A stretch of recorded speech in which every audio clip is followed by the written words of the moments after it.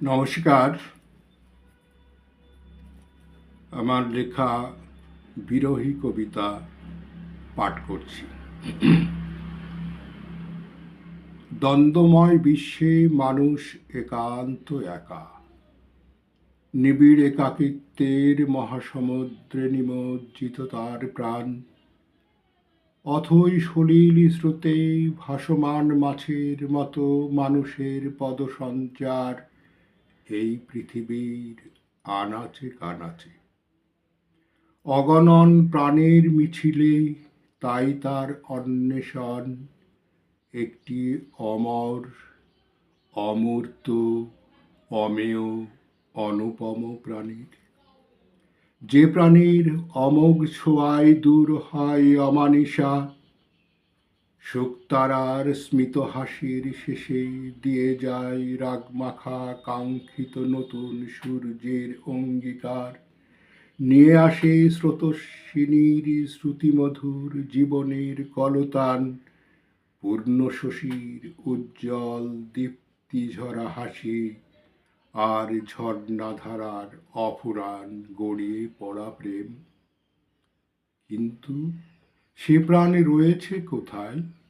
মন্দিরে, মসজিদে, না গির্জার প্রাকার আগারে? সৃষ্টির আদি থেকেই অন্তিমতার মাঝে কত মহাজন এলো আর গেল অর্ণবে তরঙ্গের মতো। তাদের প্রাণের রোশনাই যেন ডুমুরের ফুল, ফল হয়ে ঝরে আছে বিচ্ছিন্ন ব্যাকুল বিবশার মূর্তি রূপেই। সে মূর্তি আজও কি দিয়েছে কল্পতরুর ছায়া? সাহারা গভীর বিশালে রুক্ষ বক্ষের রন্ধ্রে রন্ধ্রে দিয়েছে কি সুশীতল ঝর্ণার হদিশ? পেরেছে কি বিশালে রোগাক্রান্ত পৃথিবীর পাণ্ডুরতা দূর করতে? ব্যর্থতা তাদের এখনো পড়েনি ঢাকা। তপ্ত সমীরে গড়ে উঠে তাই বালিয়াড়ি বিথি।